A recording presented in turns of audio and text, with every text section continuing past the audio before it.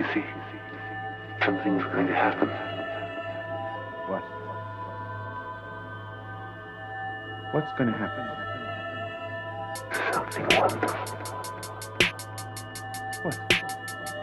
I understand how you feel. You see, it's all very clear to me now. Welcome to the Occult Rejects. In this episode, we got 4 of the Occult Rejects coming at you. We got myself, we got Teresa, the spiritual gangster. We got my man Mike and my boy Thresh. I always like this crew. I always enjoy the topics that we cover, and I think it always goes well. It's always interesting. Teresa, if you want, just let everybody know what's up with you and anything that you want to promote.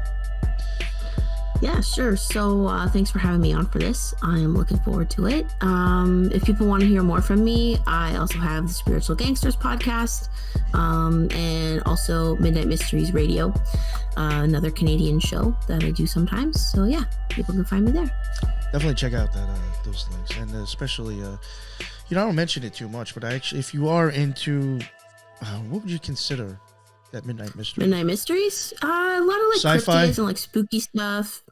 Yeah, like urban legends, that kind of thing. It's cool. I think it's well done in Nathan. Actually, I think Yes. covers that stuff very well. So if you're into that, I do highly suggest go check that out. Might be a little different than the other shows that touch on those topics. Mm-hmm.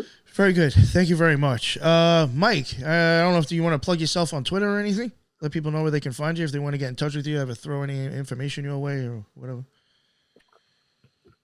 Oh, I think you're muted, my man. You're muted. Sorry about that, sir. My bad. Magic with 2 Ks and Mike with 2 Ks and 2 Es at x.com. Hit me up. I do posts over there. Get into some stuff. So, Subconscious Realms podcast, End of Days Radio, and Jin the Ninja coming up on Threshold Saints too, so check me out there. Nice. That's great. I like Jin. Got to get him on more. And Thresh, if you want to promote anything or just say what's up, that's cool. What's up, everybody? How's it going? All right. Thank you. Promotion. Thank you very much for coming on, Thresh. You definitely spent a lot of time, and it was actually kind of fun covering this topic with you, to tell you the truth. So it was fun. Yeah. There was actually so much magical too. Yeah, it was wild how much like shit you were sending me that I was just like, yo, this stuff is much more prevalent than I even thought. Tell you the truth. But to get into the topic, sorry, my throat is all messed up here tonight. To get into the topic, the eclipse. I guess eclipse symbolism. I would assume probably from redropping some shows that I was a guest on.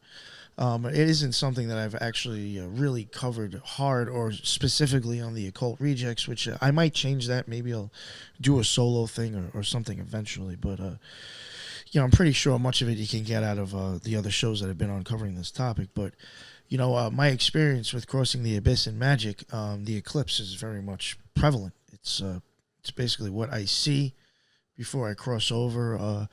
At times I will even consider it the image of beauty before I die, or the image of beauty before you cross the abyss.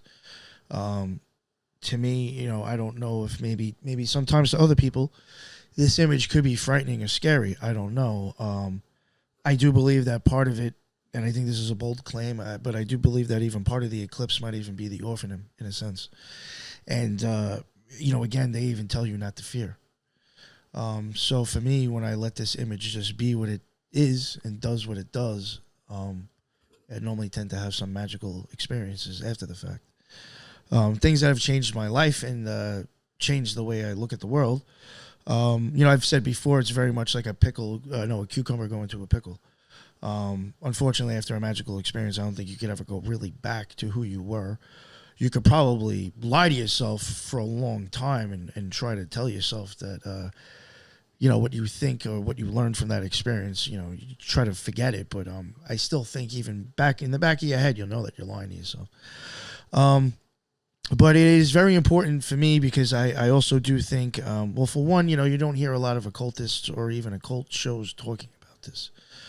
I could understand how, I put it this way, And it's funny how like I kind of made a post about this on Twitter today, and I'm not gonna try to like be, I guess, like too much of an ass about it, but even a lot of shows or people or podcasts or accounts that seem to touch on a lot of magic and occultism, sad to say, they actually don't practice.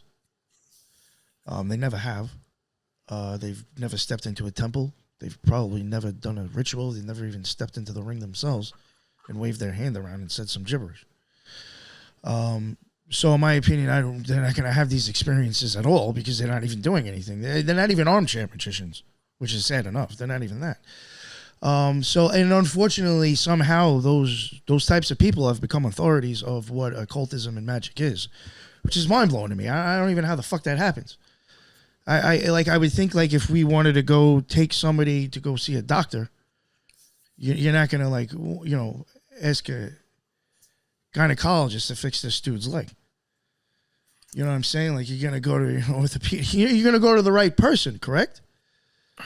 So I don't understand why we accept people who have never practiced anything and read a few memes and listened to Jordan Maxwell a few times and went on a couple other podcasts. Why we're taking them as gospel and creating a vacuum chamber and a limited hangout. I mean, I think that's even going on too, purposely. But I think it's very important because nobody's really talking about these visuals. And these visuals are seen by other people that have this experience as well. There are certain commonalities and certain things that will be experienced amongst the same people when they have this experience. That is why I also think that, like, you have different things popping up in different times, or the same time in different areas of the world is because they're all experiencing the same thing and having the same visions and the same ideas. God spoke to them in the same way they just spoke to the other person. So that's why you're able to have these things, because you're having a shared experience. You're touching into a consciousness that is everything. So you might have the chance of actually catching the same thing somebody else just caught because it's all there.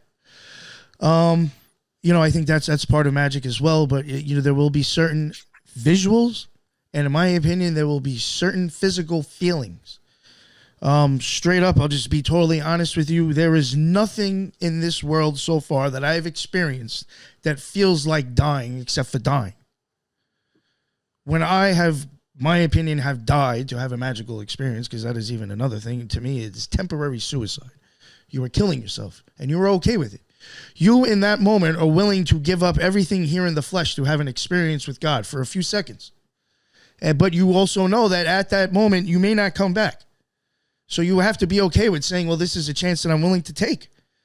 That, in my opinion, is also, showing that you can break the handcuffs. I know it may sound like a little much, but at that moment, there is nothing holding you back except for you wanting to be with God. You're okay with giving up the flesh and all this material bullshit that don't matter.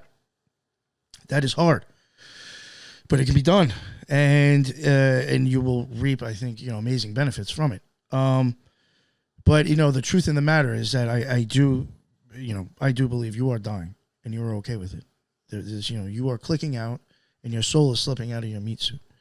This body has veins running through it with iron that is grounding your spirit, in my opinion, into this original jail cell. We're already in prison with the iron running through our veins and the bars in our body before we even get thrown into an actual jail cell. And magic, in my opinion, is breaking free from those chains and those bars. So your spirit is going to leave, and in that moment, you're going to feel something you have never felt before. And that is also, in my opinion, shown in symbolism. A butterfly doesn't always mean you're fucking a kid. Maybe you actually feel like one when your soul starts to slip out of your fucking skull. Maybe sometimes somebody might be talking about that. There's a lot of things in magic that unfortunately doesn't give you anyone to hate. Physical feelings when you're dying, you can't point the finger at a superstar that you're jealous of and say you're a Satanist, pedo, reptilian, and hate them. My opinion, understanding how the visual system works, unfortunately, does not give people to hate anyone to hate either. So why bother, I guess. But even when it comes to magic in the eclipse, in my opinion, the reason you're even seeing the eclipse is because you're actually seeing shit inside your fucking eyes. You're going up your optic nerve and you're going to start seeing the orphanum. You're going to start seeing the wheels. You're going to start seeing the eclipse. You know, and that is happening because you're, you know, when they say watch the lights go out, the light is going back up into the head. You're not actually in love with this world and projecting out anymore. You're going within. As if the archer, like, you know, the archer, you know, some deep stuff that, and technically you should be going within and not totally aiming without. And there is times where I have even expressed that with the polarity change when pressing on the third eye, it does actually feel like that I'm the archer shooting myself in the forehead. I am pulling all the way out, and then the polarity switches and it shoots back and pops me in the head, and my soul goes out the top of the back of my head, right where the yarmulke is. I don't know if that's a coincidence, and that even looks like a big pupil on the back of your head as well. Maybe something else to look at. But yeah, so I can't touch on this more, but there is a lot of stuff that's not being really talked about when it comes to magic in the occult community. And again, that's one because people haven't had the experience. And again, not to try to sound cocky, but this is just my opinion, if you have not had the experience and you're coming across as an authority on certain things, you're unfortunately actually a disservice to the community. Because if you have not had this experience, you cannot actually go beyond what you're supposed to know. The secrets of magic and occultism is within dying and the experience of it and being reborn in spirit and understanding the physical changes that goes on within oneself when that happens. Those are the secrets of secrets and the deepest of things. So everything else besides that, it's okay if you know that, because it doesn't mean jack shit in the long run. Because you're still not understanding the secret shit. You're not understanding that people are actually fucking dying to have an experience with God to either come back and try to do good things or to come back and sell you merch and bullshit. And the ones that are selling the merch and bullshit are never going to tell you what the fuck real magic is, because then their gig is up for them. You'll start seeing it in their symbolism and their logos and the phrases they use behind the mic.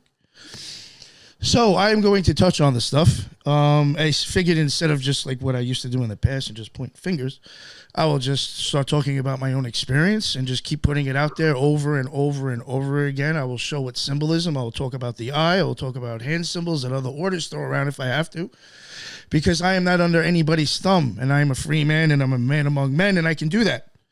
Nobody can tell me to shut the fuck up, because this is my will. Nobody can go against that. I have my own law, because I have popped out of my own skin.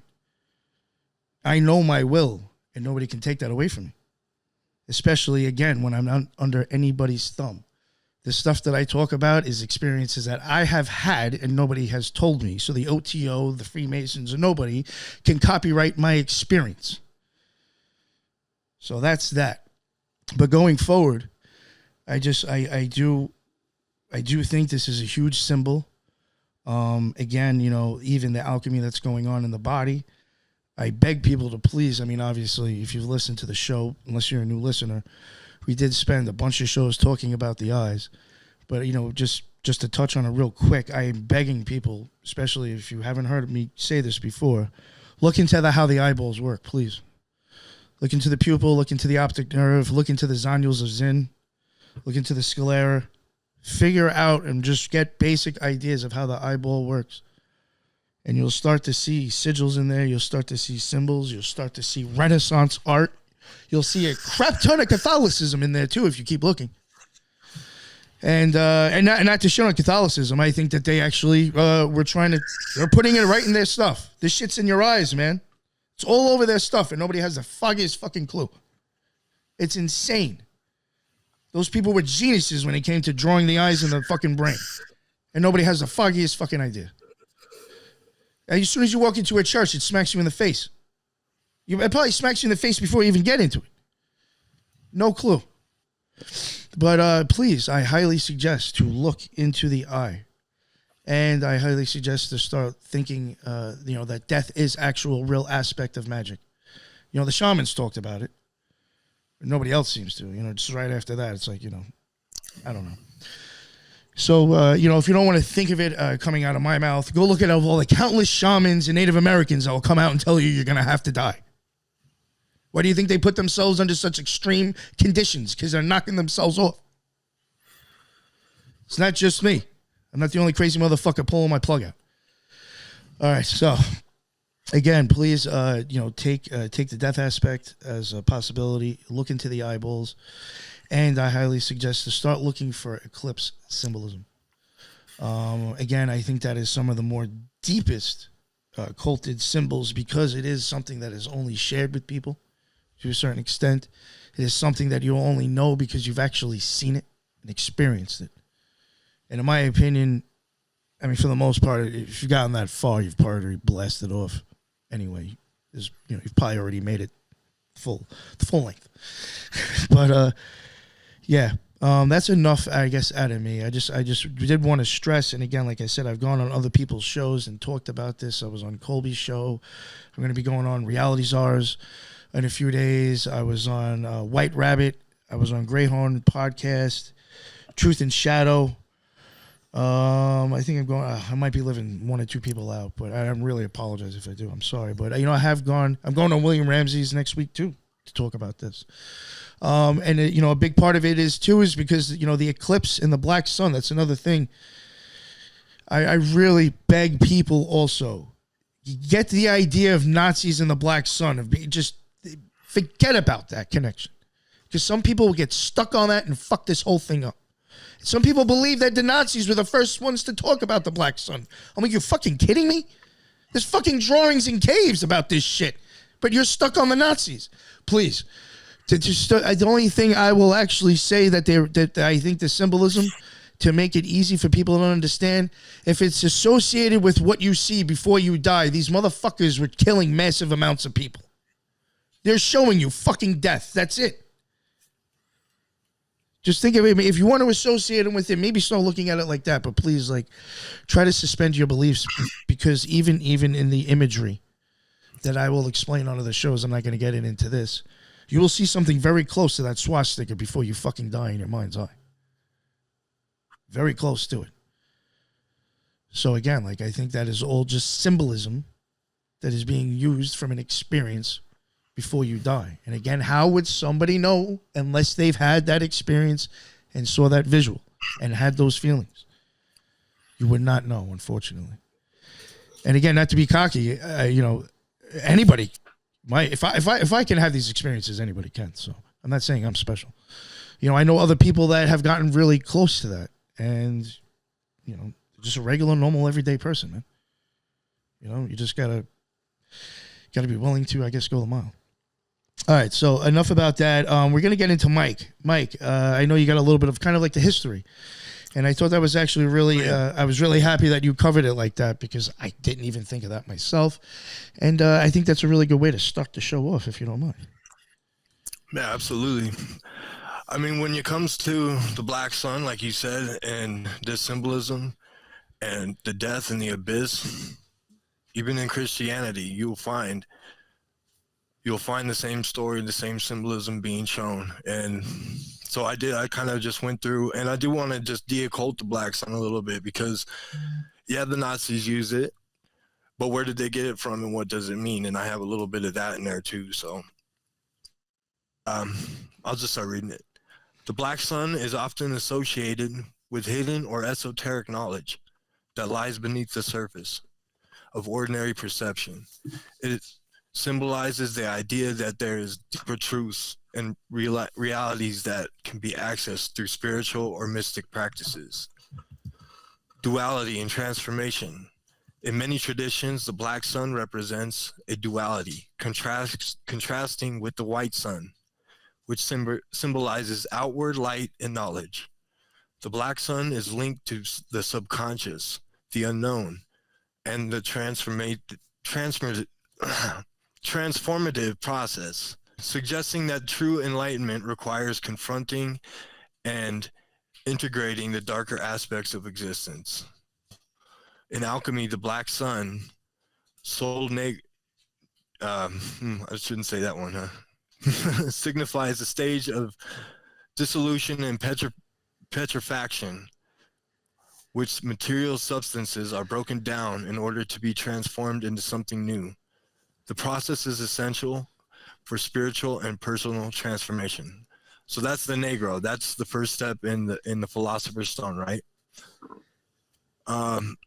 Mythological connections. various mythologies and religions have figures or concepts associated with the black sun. For example, some interpretations link to darker entities or cosmic forces that embody chaos, mystery, and potential. Historical background. Black sun, okay. The black sun has no single point of origin. Rather, it is a composite drawn from various ancient cultures and practices.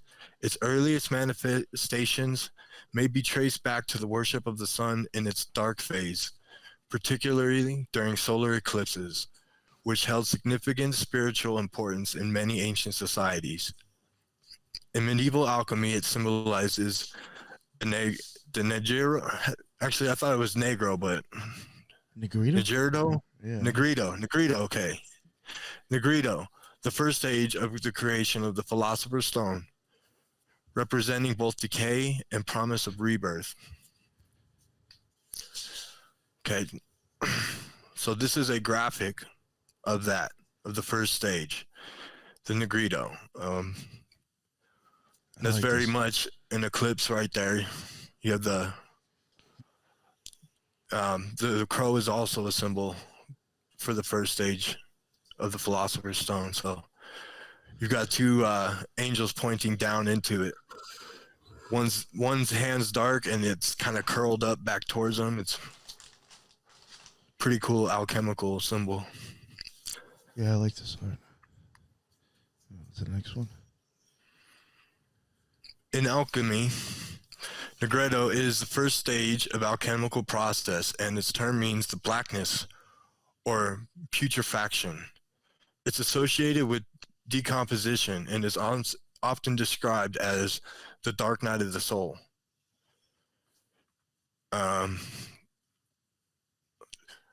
Negredo is the first step in the process of creating Philosopher's Stone. Alchemists believe that the ingredients needed to be cleansed and cooked until they turn into a uniform black color.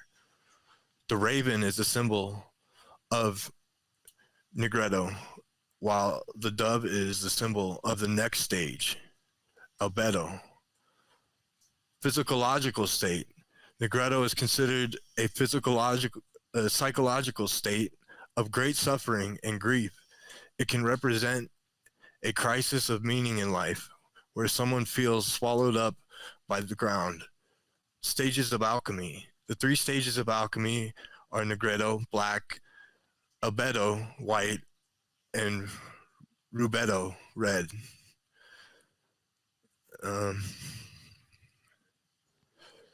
So the dark night of the soul is represented as the stage of initial darkness or breakdown before the hope of rebirth or illumination.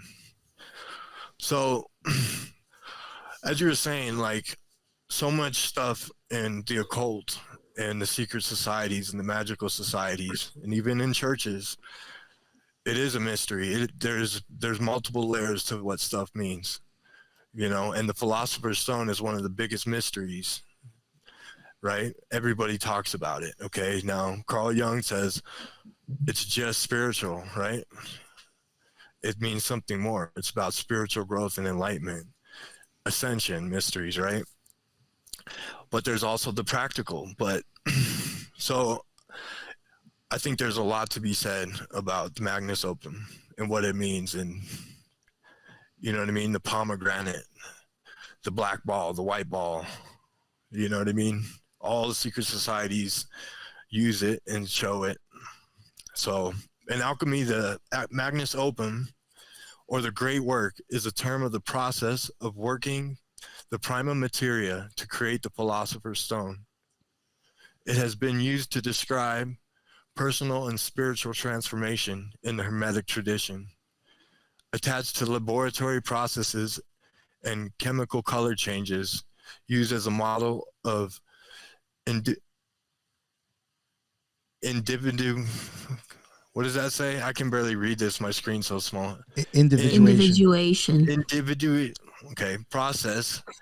And as a device in art and literature, the Magnus Opum has been carried forward in the New Age and the Neo-Hermetic movements, which sometimes attaches new symbolism and significance to the process.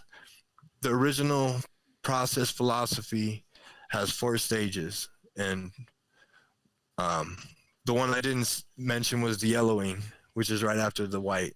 Okay. Yeah, that's what does that say? Citrinitas? I wasn't going to try it. Yeah, right. You got Negredo, the blackening or melanosis, albedo, the whitening or leucosis.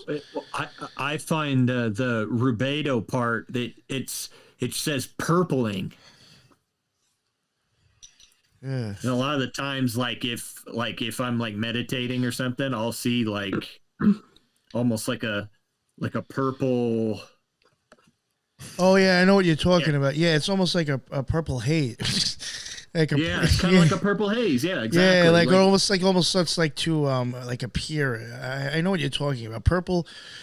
It's funny, like when you for me when I practiced a lot of meditation, there was also like things that I would do where I would even try to draw specific shapes with colors, but learning to pay attention to like I guess what you're seeing when you're meditating, I would always notice. I think before I went into a deep meditation, it's almost like I got purple first, and then I got darker. Actually, Yeah, I find that interesting.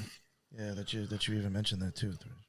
Yeah, exactly. The purple, and then it like goes away, and then it like gets darker. Yeah. Yeah. Purple green, baby. Very nice. All right, let me go on to the next one. If you want, I have a gigantic screen. Unfortunately, I moved to North Carolina, and unfortunately, in the move, I broke my monitor. So I ended up buying a new one, and it's much bigger. So, I mean, if you want, I could read this shit. This shit's huge in front of me. Yeah, please do, man. Yeah, it ain't not a problem. It's all right. No, you're fine. Sorry, man. No, you're fine. In Thelema, the abyss represents a metaphysical concept that signifies the great chasm or void separating the manifest world from its divine source. Aleister Crowley, the founder of Thelema, and to everybody else, I guess, the first original fucking magician, too, because it never goes back beyond him, extensively explored and integrated this concept into his esoteric teachings, imbuing it with deep spiritual significance. The abyss represents the formidable barrier that the adept must traverse to attain the grade of Magister Templi. This journey involves the complete dissolution of the ego and confronting Chronozone, the demon guardian of the abyss, who embodies the chaotic and fragmentary nature of the mind that resists spiritual unification. Successfully crossing the abyss signifies a profound transformation, marking the aspirant's progression towards higher consciousness and spiritual enlightenment. Before attempting to cross the abyss, a magician must achieve a significant milestone, the knowledge and conversation of the Holy Guardian Angel, K and C of the HGA. Yeah, once you start writing that means you're a real magician and you know your shit. So if you happen to be in any like Thelemic or witch groups on Facebook, just write K and C of the HGA and you fucking arrived. This attainment is crucial, as only those who have successfully established this divine communication are considered prepared to navigate the perils of the abyss. The concept is deeply influenced by earlier mystical and esoteric traditions, particularly those of Jewish Kabbalah and Hermeticism, reflecting a synthesis of ancient wisdom and Crowley's innovative interpretations. Yeah, and now we all know Aleister Crowley. Everything, I think he truly was onto something, but all of his stuff is coded. Yes. Okay, now I think the Holy Guardian Angel thing is very deep and very heavy. Everybody has tried, and I think they're going for the wrong thing with that. Now, well, that's a good point. That is a good point, and I have wondered about that myself, Mike. I'll be totally honest with you. I think there might be a huge misconception and a huge people are not going the right way. I have wondered about that myself. Yeah, it's what's keeping you from getting out, right? Now, who is it? Right? Holy Guardian Angel, Halo. Now, I believe that plays into the Scarlet Woman mysteries as well. Now, I think Crowley was on to some shit, but I think he was just exerting his will over everybody because he was evil, and he truly had an evil plan. Like, you can't read Book of the Law and tell me that anybody should be down for being a slave. You know what I mean? So I don't know. But I do pay attention to what he says, and I try to figure out his mysteries because he studied a lot and he knew a lot. And what else did I? But this thing about the Guardian. So all these esoteric orders, if there's something, right, stopping you, or there's something that will let you in, there's going to be something on that other end, entity or not, good or bad. You know what I mean? And I just... Well, I wanted to point out to your point that like holy, in Hebrew, so Kadesh it also means holy, but it's like it also means whore. But then there's also like another version of that. It's like it's Kadesh which is like a temple prostitute or somebody that would, because a lot of the times like these they would use the money that would go towards like Aphrodite or whatever. What if it's a prostitute? Like, like I believe that in Christianity, and I'm gonna get to that next. I believe the New Testament. All these people want to dig through grimoires and nerd out and try to decode the New Testament and figure out what Jesus was trying to say. Everybody was named Mary around him. Okay, she was called a whore too, Mary Magdalene, but maybe it's a whore like because everyone has the same one, the Holy Spirit. That's what I think. Holy guardian angel, the Scarlet Woman, the Queen Bee, right? That's truly what I think he's talking about. Like, I have thought that was. Sorry. Actually, let me real quick. Okay, go ahead, Thresh. Just real quick. So there's a sacred prostitution. There was also a thing where a prostitute could be a virgin that would be sold. So you could also be a virgin and be a prostitute as well. That's all I wanted to point out. Sorry. Yeah, where you're a virgin sold into prostitution. Yeah. Oh, oh fuck! I forgot what I was gonna say now. Damn. All right. Oh, Mary. Yeah, it's, sometimes I know people like to also believe they had a kid, which is quite possible. But I also do think that in his story, there's if I'm correct, there's a reason why they never had sex. It's because he was the feminine energy they had to work with that wasn't of this world, and instead of creating a baby, you kind of went up the tree instead. It's a hard way to explain it, but I think going down the tree, unfortunately, birth becomes a thing in the physical sense. A baby will become kind of a part of going down the tree. And going up the tree, I think you would not create a baby in the physical world. It's hard to explain, but I think at some point there has to be like an unmixing of the energies. And when you're coming down the tree, all you're doing is mixing the energies, and eventually you'll turn into the flesh and be born into this reality. So going up the tree, I think if it's quite possible, that's why they never really did that, because you have to kind of work with the energy to, the male and the female both have to be aligned in order to slip out of your meat suit, in my opinion.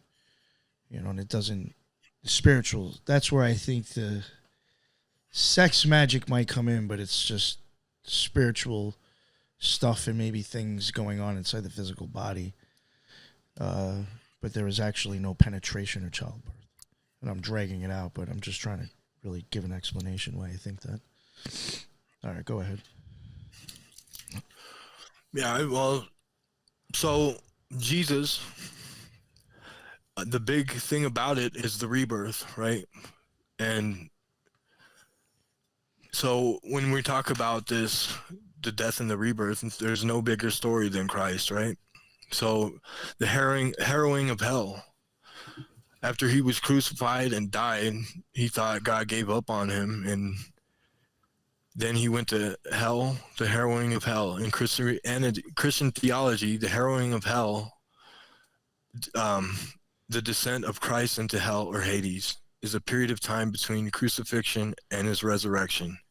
In the triumphant descent, Christ brought salvation to the souls held captive there since the beginning of the world. Now, if you go by Christian theology, and I know I get it, people don't like doing that, and I don't like dogma either, but it's important to me, you know, but damn it, I'm going to lose my point on this one. I don't want to do that. I feel like the biggest story is the rebirth, and him saving our souls, right? As if we were trapped here and we needed a way out, right? And without the way, there might be no way, right? Now, that gets into all these dark gnosis too, right? And I think they get it a little bit too twisted with this being a prison planet and all that and the demiurge stuff, right? But all these things are trying to show the mysteries of a way out, of salvation, of ascension, you know? And I think no story better than in Christianity, you know? You can hit that next one. All right. Okay. And there you go. There's your halo. There's this is just a cool graphic of him. You know. Now, I just wanted to add real quick. I don't think Jesus thought God gave up on him or anything. I think he went to hell with a mission, like with the purpose to like give salvation, like you were saying, Mike. I just wanted to make that caveat there. Oh, for sure. Yeah. So sorry. No.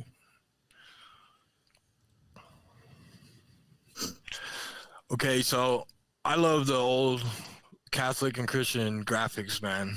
Like, this one I just vibe with, you know what I mean?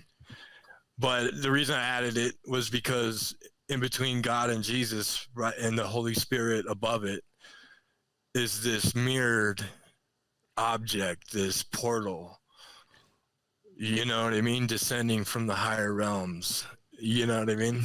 And you got the bird and the angel looking through it. It's just very occultic Christian theology. And you got the angels all together there, and they're all doing weird stuff. You know what I mean?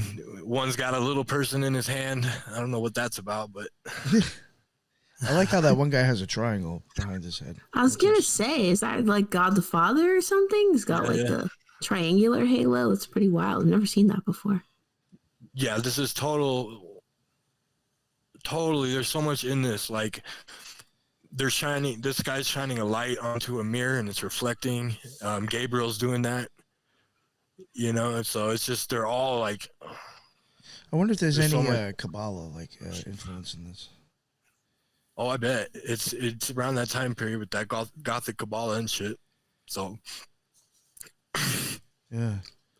At one point, the Catholic Church was actually like, well, people who were studying there was very into actually adding Kabbalah and to help understand Catholicism more. Man, definitely. Oh, can you go back real quick? Just sure. one. There's one on the side. All right, and so now this, and it's funny because I've already had this note and I've been looking at this for a while, but like it keeps coming up for topics we're doing. You know what I mean? Everything's syncing up. So I'll be pulling this note back up for the Solar Temple one, but in the Egyptian Book of the Dead, I mean, I think the Egyptians, all their gods, everything is super deep. And I mean, nobody knows the true essence of the soul, right? Like we all have faith, we might think we know, but it's truly a mystery what we're doing here. And science has no answers as of the true mysteries, right? What happens when we die? Have we been here before? What is the soul? And how does everything come together? How does it all work, right? So, the Amata is the name for the horizon. Now, a lot of occultists now are using the horizon and a lot of the symbolism, right? The doors, right? I think the doors named themselves from the Egyptian Book of the Dead because all the doors and the ways that you go through, right? But it's interesting how they thought of things. So in ancient Egypt, mythology and religion, Ameta, also known as Ametur or Ameti, refers to the realm of the dead or the underworld. It is believed to be the place where the souls of the deceased go after death for judgment and eventual rebirth or eternal rest. In the Egyptian Book of the Dead, Amata is described as a vast, mysterious realm filled with various gods, demons, and trials that deceased must navigate in order to reach their ultimate destiny. It is often depicted as dark and mysterious realm, symbolizing the journey of the soul through the afterlife. The concept of Amata can also be associated with the idea of spiritual transformation and personal growth. It symbolizes the journey of the soul through trials and challenges, leading to deeper understanding of oneself and the mysteries of life and death. It's worth noting that interpretation and understanding of Amata can vary depending on specific cultural and religious contexts. The term has been subject to study and interpretation by scholars and researchers interested in ancient Egypt mythology and spirituality. So the Amata is the horizon. And I mean, that plays into the borderlands, right? Liminal spaces, the crossroads, right? Well, I've even said, I mean, I don't know if it has anything to do with it, but like even when I feel like that I'm slipping out, it even feels like I expand, like almost like out, straight out, like out of my head. It's like really hard to explain, but it almost feels like you get pulled out like a flat ground, and then all of a sudden you just like pop into everything. But yeah, you do feel like almost pulling. It's just very weird.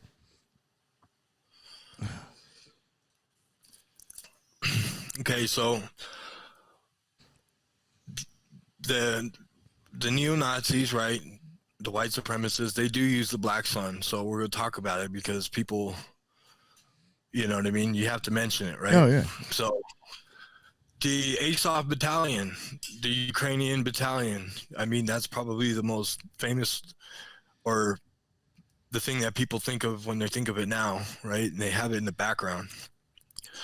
But it comes from, who is Hitler's guy? The guy with the Himmler. round table. Yeah, Himmler. They had a castle and they put it there, right? But, so it also symbolizes Saturn to a lot of these neo-Nazi guys, right? So a lot of these, you know, I've been to prison, you know, I know a lot of these guys, okay? And most of them are just lokesters, and they just like selling dope, right? You know nothing But there about are this people who are really into the occult side of it. And there's different versions of it, right? You got the rune guys and the Odinists, right? But you have the Saturn guys, the Satanist ones, and they're really, that's what it means for them. And but when you go into the Fraternus Saturnus, the oldest occult order like in the world, really longest running one, you see what they have a meaning for it, and it's pretty much the same thing as this, as only they have a sick, twisted view of the world and what it all means. But so I just wanted to kind of clarify that, because you can, Gotcha. unless you, Yeah, my opinion, there's definitely a magician somewhere or a cultist somewhere, and that's why this thing is being used. Just even in the simple fact of that symbol being used, you should even question like everything about this group. That's my opinion. yeah, 100%, 100%. The Nazis are the biggest mind controllers, like, and the Prussians too. That's why, like, you know, these guys are all, if you're really about this stuff, you have to ignore a whole lot of facts about Adolf Hitler and everything else, man. You know what I mean? So we're going to get into the Saturn stuff a little bit, because these guys are pretty messed up. And I've just read the book on it, so it's like fresh in my mind, and it's kind of blew my mind, these guys. And I think it has implications for a lot of different things. And as a Weishaupt was that the Illuminati guy, he was all about the Brotherhood of Saturn, of Teutonic magic, and so it's pretty much that Illuminati weird beliefs, and it's belief in the demiurge, that God is the God from the Old Testament. You know, that's Kronos. He is an uncaring God, and everything is death, and it's about, you know, breaking free of the prison planet any way you can and getting out, right? So in Saturnosis, the planet Saturn, or the planet and archetype of Saturnus, is focal point for the manifestation of the demiurge. This demiurge is identified with Lucifer, the bearer of light, as higher octave of Saturn. In its capacity, it is the guardian of the threshold to higher initiation and being. So again, they believe Saturn is the guardian of the threshold. So that's where a lot of the black sun imagery comes from, I believe, with the Nazis. So Even in the Kabbalah, the sphere that's supposed to go along with Saturn is just a black sphere. It's Binah. You know what I'm saying? So, like, even think about that. Like, yeah, and Saturn's nothing to fear, and death happens to all of us, yeah, right? Unfortunately. And so, just because there's a place for Saturn in everybody's life, there's a place for death in everybody's life. It's nothing to be scared of, but these guys are to be stayed away from, for sure. Well, that's even, I think that's a huge problem, even with the whole, I guess, understanding of, you know, people get stuck on the death and not the whole rebirth aspect. And I think hiding what the real rebirth is what's, you know, part of the secrets. I don't know, you know, it's just, I think, you know, that was like a thing that, I think it might have been Athanasius. No. Oh, God, I forgot the guy's name. Some dude, I think he was in the, you know, Catholic priest. He was always saying that, like, that was like a big problem even back then. People were never really focusing on the aspect of the rebirth with Saturn. He said everybody was looking at the whole just death part, but, like, what's the rebirth? You know what I'm saying? The Green Man. I think this is another image that, you know, on churches, you see that foliage of the Green Man. You know what I mean? That's Osiris. That's Jesus. That's a man who came back, who conquered death. You know what I mean? Yes. Oh, I think it was Ficino that was trying to tell people to start looking at the rebirth more instead of the death aspect. Yeah, 100%. Okay, so, and this is just a difference. So I truly believe, and I vibe with what you're saying, there will be a moment when you slip away from what you are and you'll never be the same. Now, for me, it was a legit, like, death experience. Just, I've you know, I was a heroin addict for years. I've done drugs my whole life, and I've been really close a lot of times, just on death's door. But there was one time, you know, where I was gone, and I knew as soon as I pushed it in that I would never get it back, that it was too late. And I just opened my car door and I fell out of it. Boom. And I remember the girl I was with, I was like, oh, and she's like, do you need me to drive? I'm like, you're going to have to. And that's the last thing. Boom, boom, boom. And it was almost like a sensation of sand, almost like an hourglass, like, yeah, falling in. And then everything was black for me. And it was almost like the most uncomfortable waking I've ever had. Like, you're so sleepy in the morning when you're a kid and your alarm's going off and you're just, oh, this, that. Oh, I don't want to get up. Right. And all of a sudden, you know, you start feeling, and then it's almost like I could hear the commotion around me, but like somewhere else, right? And then I don't remember seeing a thing. I don't remember seeing anything, but I remember hearing, what did you take? And then, what did you take? What did you take? And then I could start to see a little bit, but it was almost like in Lord of the Rings when they have the ring on and everything's like, but I could see myself. And then I don't remember anything else until I woke up in the hospital. But I mean, ever since that moment, it was almost like I was a helpless child, almost, that had just didn't know what they were doing and completely needed saving. Like the girl I was with, the fireman, and then something else, because, and I don't have any memories of it, but it felt like I was in a waiting room or something, or like somebody had dusted me off like a child. I just have that feeling that that I had no control, but something saved me there.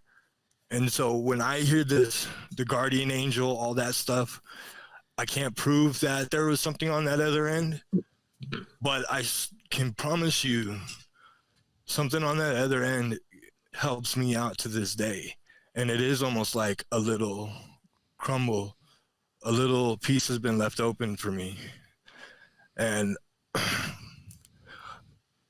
you know, and it took a lot of stuff away from me too. You know, I was a lot more troubled before, you know what I mean? And I'm a lot more chill now. So, I just, so this part right here, this act of annihilation, like you said, this abyss, I truly feel like there's a lot less hurt in my heart now, right? You know, I don't want to interact with the bad anymore, and I feel like it was a blessing for me. But there is a place for the black magician to use this and not to be annihilated, to hold on to your ego through it. And that's why I put this graphic up here, because this is showing that Aleister Crowley and the black magician, to throw yourselves upon the flames of abyss and to not be annihilated by it. You know what I mean? And I think this is the difference between, you know, what in Christianity they're showing, and, you know what I mean, the story of Osiris and stuff, and this darker stuff where they use death as a sacrament and everything is inversion. Because I believe if you're on the gates of abyss and death, and you could maybe use death as a tool, you know what I mean? Because if you go into these black occult orders and you read some of the stuff, it's like you open up a portal, you open up that gateway to whatever there is on that other side, right? And so I'll just read this graphic right here because it's kind of, according to Crowley's theories, if not his own practices, the ultimate act of love should be the act of flinging ourselves up upon the furnace of ecstasy, which flames from the abyss of annihilation, to avoid and to deny the desirability of this act of love is the essence of black magic, as the essence of white magic is self-annihilation. It seems that it was an aspect of the FS wished to clarify with the addition of a phrase, compassionless love. So from my experience, and it's not to discredit love in this reality, but I will say, whenever I've crossed the abyss, the feeling I have of the love is, 100,000 times more stronger than I've ever felt in the flesh. You feel it like ring throughout your whole body. It's like you just become that feeling itself, or you're just in love with existing and experiencing instead of that innocence of a child. I think that's what mirth is all about. That feeling with fresh eyes. Yeah. Not tainted by this world. For real. Yeah, that's a good way to say it too. For real. Thank you, Mike. That was some deep stuff there. Oh yeah. Oh, and I didn't mean to put this one in there, I don't think. Oh, okay. Yeah, we don't have to do no more Saturnosis. So now I've seen the eclipse too. I've seen the halos. I've seen that guiding light. I do meditation a lot, you know what I mean? And I try to do it in the sun. Like for me, I just like to relax in the yard and, you know what I mean? Let the sun hit my face. But there will always be, and like with Mario, with symbolic studies, I really dig in that center. The center is deep. Now I think it connects into the hive mind too, and quantum, right?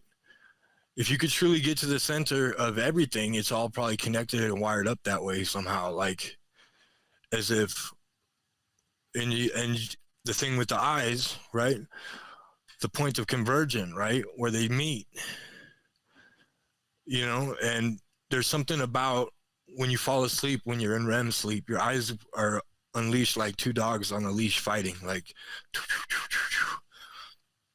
and it is almost like a rhythmic wave to get you in a different state of mind. You know what I mean? Now, I think the dream world is like a mini death, right? Whereas there's the mega death, right?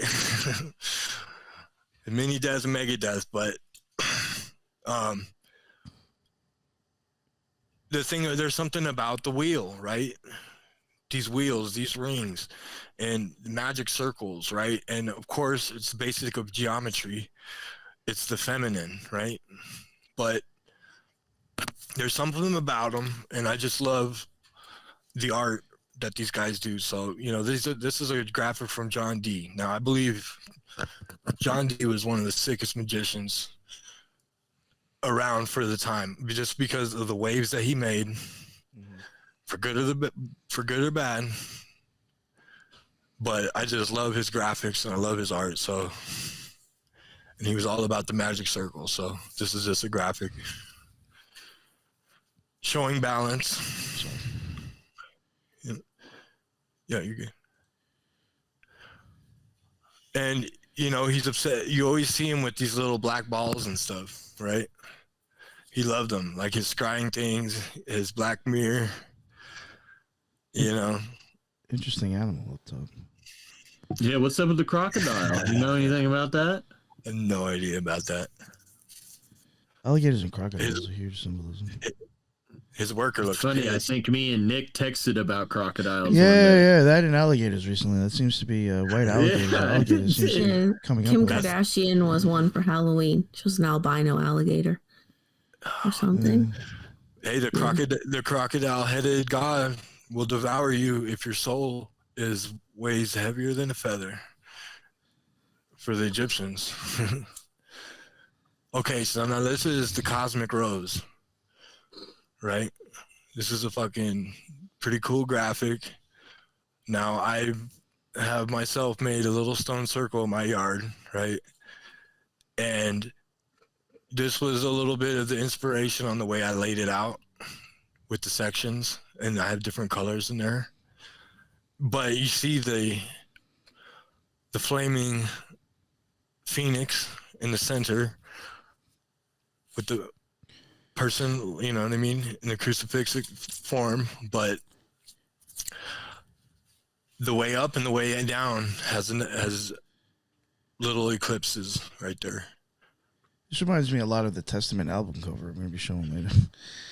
Actually, this is pretty interesting. Yeah, and I just think it's dope. So yeah, it's a pretty wild. I like this one. Hey, you know what's interesting? Would you say is the name of this again? The Cosmic Rose. Just like my logo, I have an eclipse and I have yeah. roses around it because in my experience, for me, it looks like explosions of flowers blooming around the eclipse before shit really starts getting crazy. But that is, and I've even said myself, I'm just throwing this out there. Sometimes when Crowley was talking about Rose, I don't think it was always a chick. It's just my opinion. Especially if you look, Lisa's been able to go down to a library and actually look at like his handwritten notes from The Voice in the Video. It's one of his books. And I mean, there is times where you could see that he's like doing gematria to add the word in there. So it may not be for the chick anymore. You know what I'm saying? Like, his whole shit was tell the truth, but tell it slant. His whole shit was, what's that? Telling people, you know what I mean? What's that called? People wonder where that comes from, where they have to tell you, or what's that called again? Oh yeah, I know what you're talking about. Yeah. Where that theory. They're telling you the truth, but you just have to find it. Yeah. Well, I mean, he's the guy. You know what I mean? And he's to be decoded. Especially him. Well, my opinion, I don't think you'll understand his shit until you have a magical experience anyway. Which I think a lot of magicians that are well known, again, you're not going to fully understand their stuff unless you've had that death experience.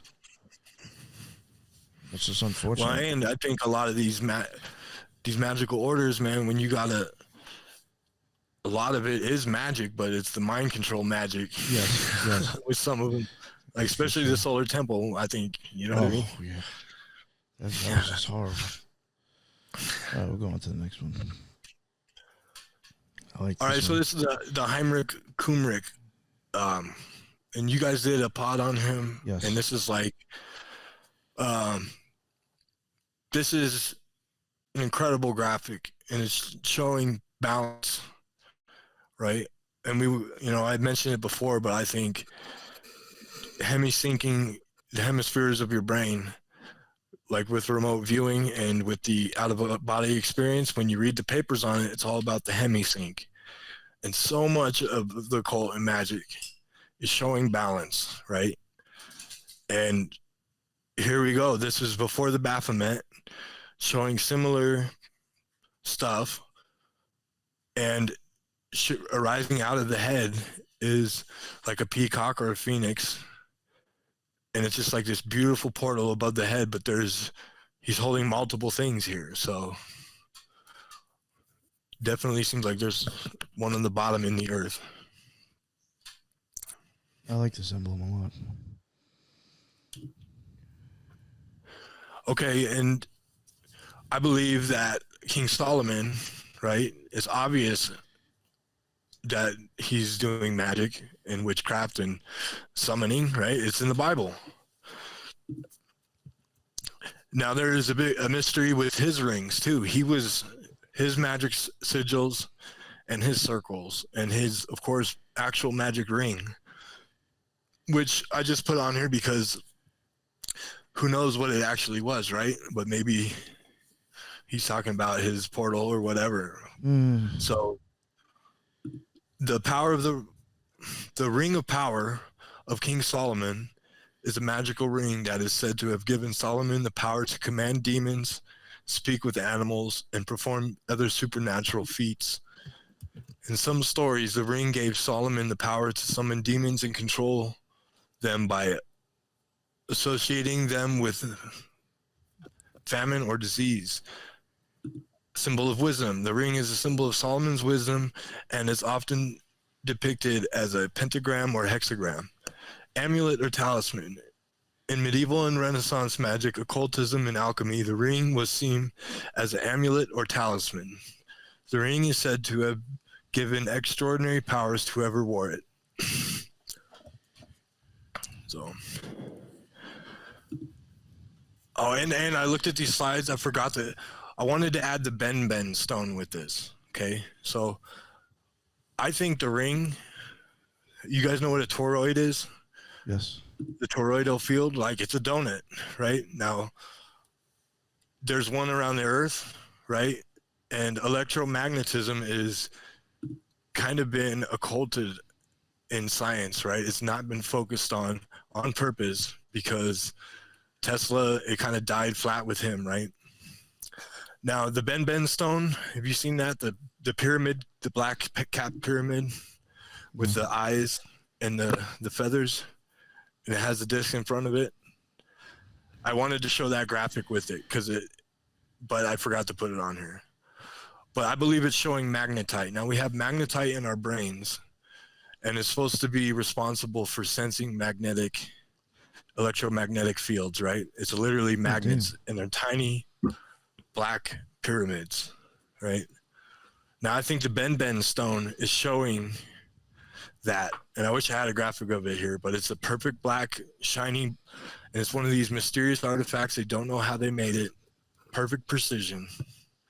But I think it's showing the Holy Spirit somehow. I think the Holy Spirit is wrapped up in the fifth element and what our souls are and like what we're being broadcasted through and in, right? And they make donuts and they make halos, right? And I think maybe there's more to that with our spirit than we know, right? Even our eyeballs make a toroidal field with the way the water. Yeah. You can hit the next. But real quick, before you go on, like you mentioned at the beginning of the show, it says right there, with the exemption of extremely rare native iron deposits, it is the most magnetic of all naturally occurring minerals on Earth. Yeah, there's something about it. And that goes into the black stone. Okay, now this goes back into Saturn again. Okay, so maybe we're not just talking about planets here. It's actually, I believe the ancient Egyptians knew about our spirit and actually knew more than we did about what happens after we die and actually how it's working, right? Well, think about how much technology we have due to magnets. I mean, our speakers won't work without magnets. Yeah. We got them all on our ears right I mean, now. I had to say it, a sight and sound really would not be too possible to conduct by trading or projecting without magnets. Every motor in the world has magnets, right? I mean, think about how the way this show is even being made. The magnet is sucking all this information onto my hard drive, and then I'm going to turn it into something else and then spit it out into the internet. There's a magnet making all this right now. It's the pull. It's the feminine. It's the zero to the one. I mean, again, like we even mentioned, and I think it's again that's why I even brought up the toroidal field in the eye. They're even saying that they think that birds' eyes have magnetic properties in the pupil. And I think it's the same exact thing for us. I think that's part of how magic works. And that's why there's changes in your eye pupils when you have a magical experience. That's my opinion. Here we go. Okay, so it's still not known why there's so many sun gods and so many aspects of them. Okay, now the sun disk and the god Ra are very mysterious. There's morning versions of them. There's dusk versions. Right? Okay, now the sun disk itself, we went over the Akhenaten mysteries. Now he said that this is all we worship now, right? and these are the long heads. That, you know what I mean? You always see the long heads with that. And some people theorize that these people with bigger brain capacities, were they psychically more inclined? Were they more inclined to precognition and to, is that the divine right to rule? It's also the same part of the head that I say that I feel like I'm slipping out of, where the yarmulke goes. Yeah, and theirs went way back and was full of electricity. Like, it makes you wonder, man. You know, it also reminds me of like Holy Week when they wear those hoods, like in Spain and stuff, that look like the Ku Klux Klan hoods or whatever. Yep.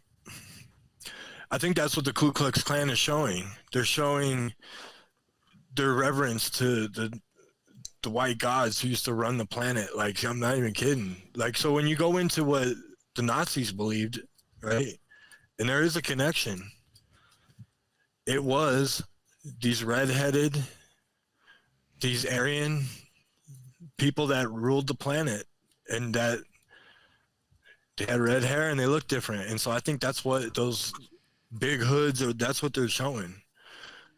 You know what I mean? Yep. Totally right.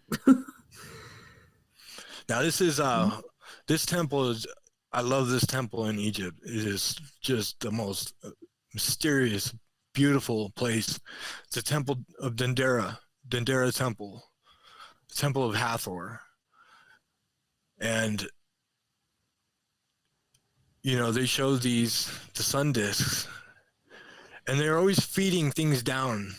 Do you know what I mean? Yeah. And like, she's shining through it. Okay, now Hathor is connected to Ra. You know what she's also associated with? I just want to make sure I add this in. She's associated with mirrors and sistrums, sight and sound. Yeah. Again, something we would lack without fucking magnetism. Yeah, I think you can hit the next one. So I wish I kind of had a video to show these things and how they form out of nothing and they descend down when they put these bulbs down on the electromagnetic fields. They open up, they pulse, they fall back down in on themselves, and then they fall down, and then a ball appears, and it looks like Saturn. Looks exactly like Saturn.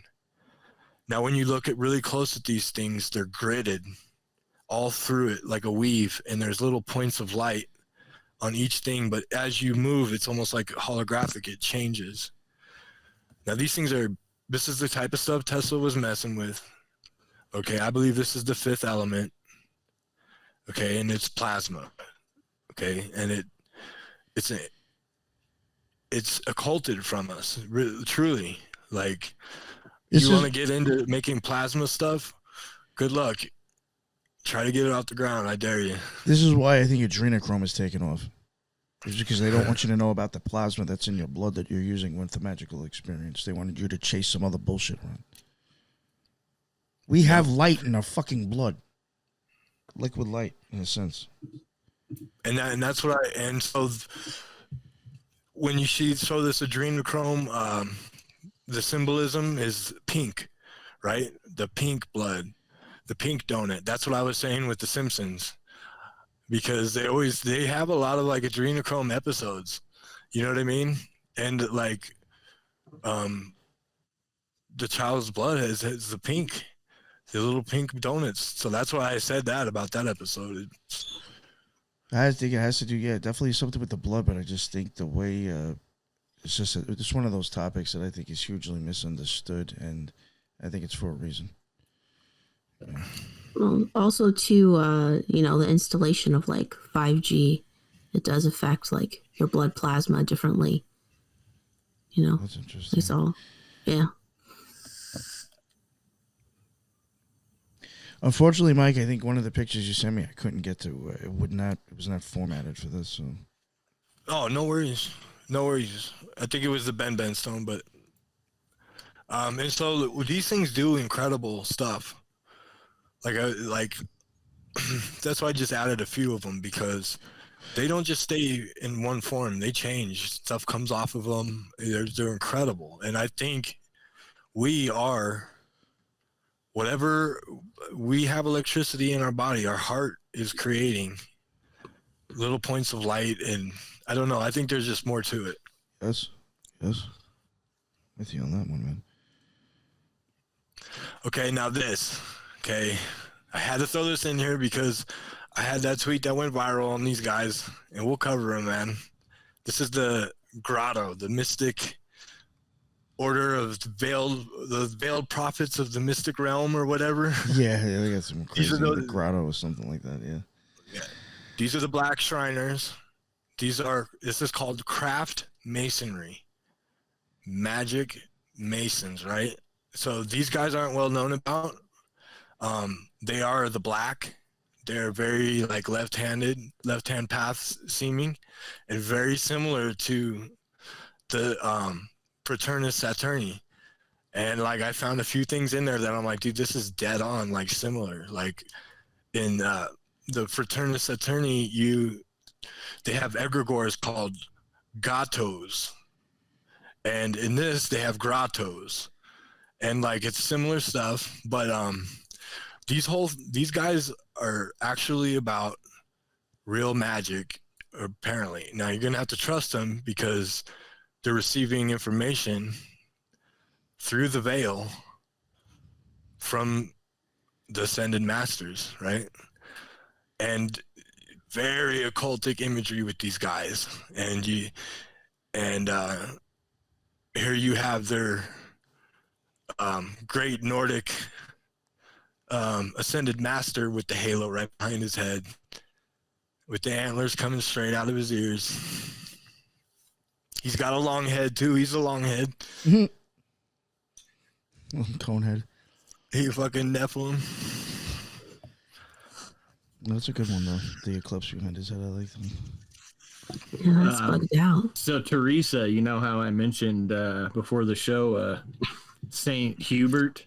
Yes. Well, that's almost just like Saint Hubert's vision of the stag. So the Jägermeister logo of the stag with the cross in between. Yes. Saint Hubert saw that, but that's almost like the reverse of that. So you have the eclipse in between the antlers instead. That's weird because I have a slide you'll see later where I included a winged stag because I saw Mike's slide. I just thought it was so weird. Anyways, that's cool. All right. That's crazy. I got to look into this St. Hubert thing. I'm going to write it down. All right, so after that little history and some of the the art and the symbolism, now we will be going into kind of like, I guess, pop culture, or thrash has a bunch of bands. I have some bands, a few movies, a couple other people. Teresa's covering some other stuff, and so it's just kind of basically to show, I think, in a sense. I mean, there's so many different. Even Teresa said, Theresa said it. So many different avenues we could have went down with this. I didn't even get into art, and that would have been probably a whole episode in itself. I wanted to start showing eclipses in art, but it is, I think, rather prevalent. And again, we may not go into it too much, but like some of the bands or some of the people that I think were showing them with the symbolism. I mean, I think it's without mentioning that obviously they were probably into the occult. As soon as you hear the name of the band, you know what I'm saying? So I just think it even fits that these bands or these people are even known for trying to give off, occult imagery, or probably into the occult, and they all have this eclipse going on. And I think it's just like we never think much of it, again, because if you've never had the experience, you would never think that eclipse is something that even means anything besides like, a regular eclipse. So, I think that's what people go to first is like, oh, it's just a solar eclipse, like on an album. All right, so this one here is so this is the band Gong. They're like from like the mid to late 60s originally, and as you can see here, there's an eclipse coming out of the hand up at the top there. It's exactly like the Heimer Kumrick plate. Yeah, very much like that, right? With all the different Exactly, stories. like it's set up just like it with the same symbol in the like the triangle that was in his. He was holding that. So the guy who started the band Gong, David Allen, he's like the main guy that's basically into all this stuff. So he had a magical experience in the mid 60s, and it's basically been subject of the music ever since. And this album here, I think, was like 2000 or something, and they've kind of leaned more towards like electronic type music and stuff.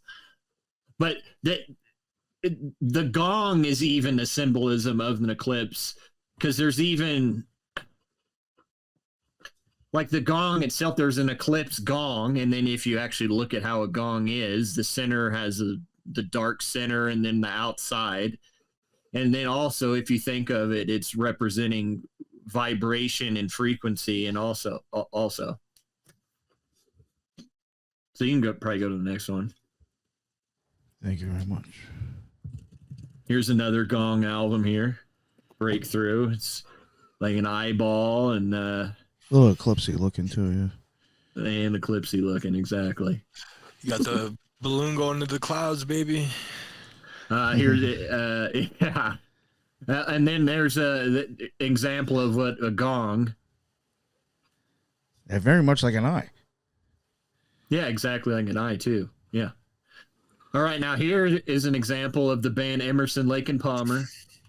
So this is the album Pictures at an Exhibition. So it's like a famous story. And as you can see, there's an eclipse with art. And the Curse of Baby Yaga is actually a Russian story, and she's a witch that lives out in the forest. Yeah. Here's another example. Here's the band Fate's Warning. They're like a progressive metal band. These metal bands are so cold, dude. It blows my mind.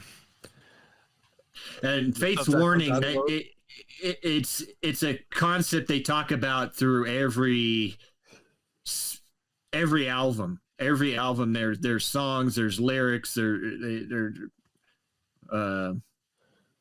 I didn't pull any up for these guys, but they're always talking about shadow, the eclipse, rebirth, all that stuff. As you can see, also, if you go back real quick, there's a vulture there, which what do vultures represent? Death. You got the hermit going to it. What is the vulture going? I can't tell what that is. Is it like an armadillo or something? That's what I thought. It was an armadillo. It's like a big red Hard tail. to tell. Yeah. It is hard to tell. Yeah. Next one. Next one. All right. I found this one funny. Actually, go to the next one real quick. Mm-hmm. Okay, so stop here. All right, so I'll at the beginning of the show, I said this has been kind of like a magical topic. Well, before we even decided to do the episode, I had been seeing a lot of eclipse symbolism and stuff. Well, this was one of them that I had popped up. This album by the Occult. I used to. They got the sickle, man. Yeah, they got the sickle. But then now go back. So to go back to the previous picture. So it was like the next day, this gets posted. Comedy Mothership, right? It's Joe Rogan. Whatever comedian is wearing this shirt conveniently. And then look at the wallpaper design in the background. Conveniently, there's eclipse designs on the wallpaper as well. Jeez. That's wild. I clicked on a Kill Tony episode, Oh, God. and I instantly was like, "Oh, here we go." And it's I think this show's right after. So Brian Redband, who's like the producer of the show, he has like the Death Squad. I think it says Death Squad special presentation, and then it spins in like this. So weird. Yeah, I wanted to add real quick on that last image. Uh-huh. I have even said before. Sometimes I'll get like spinning stuff will come out of it. You know, in the visions, and sometimes there will be times where it's like geometric shapes. Not saying that this is one, but again, like I've said, like stuff will start spinning out of it. So this when I saw this, I was like, oh, that's. I mean, I could see maybe where they were going with this. And this show is filmed at the Comedy Mothership most of the time with the same symbolism on the wall. Kill. Yeah, kill Tony. All right, here's a band, 3 Inches of Blood. Their main logo, if you just look at the goat in what would that be? The goat's third eye would be an eclipse there. To me, it looks like an eclipse. Yes. And I don't know, these guys remind me of, like, you know, in the Lord of the Rings, those guys that ride the. Yeah. I can't remember what they're called. I was just talking about. Yeah. Oh, wreaths. Ring Yes. wreaths. Here's a band, Primal Fear. They're like a power metal band. Black Sun. They're from Germany, and the album is Black Sun. And it don't look like the typical Black Sun you'd think would come out of there. It's black and blue. Exactly. Black and blue. And then if you look at if you go back for a second, look at a couple of the tracks there. You got Black Sun, you got Mind Control, Magic Eye, Mind Silence. Machine. I said you go deaf. Controlled, silence. Cold Day in Hell. Oh my god. Wow. See, this is something Right, that I've even said, just real quick, I want to mention this, Thresh. On other people's shows that I was mentioning before, I have mentioned, I think, probably almost all of them. When this vision first starts popping up for me sometimes, it's as if, like, my vision is black, and then all of a sudden it gets even, like, blacker than black. And it's like I've said, either it looks like oil coming up out of the ground or maybe pouring really black paint onto a black surface, but it's blacker than black. And you will almost get like an oil slick look vision in my mind's eye where that type of coloring is actually kind of coming out from around. Again, like I was saying, looks like black paint being poured or oil coming up out of the ground. It looks very close to that, actually. And I was like, damn. I was like, that's exactly what it looks like before you get the pin dot. And then the eclipse starts to show up. That's what I see. And then the name of the album, A View from the Inside. So a view from inside your eyeball or whatever. Mm. But that guy, Reb Beach, he's the guitar player for Winger. He's one of my favorite guitar players, and he just so happens to play for Whitesnake. He's played a few live renditions of this famous 1987 Whitesnake album, and I find that logo interesting. At least interesting. Mm-hmm. Looks like the carpet Trump and Elon were standing on. And then what does that say? Serpens albus. So some sort of serpent stuff. There's also other symbols inside that. You have a circle with a cross in it, and several other symbols. I think those are they are the alchemical symbols, because if you look, there's the alchemical symbol for the sun with the black dot in the middle there. Uh-huh. It's very hard to see. Oh, I think there's some of those are zodiacs too. Yeah, and it's right next to the way. Yeah, they are the zodiac. You're right. Yeah. One thing I was talking to Mario with today.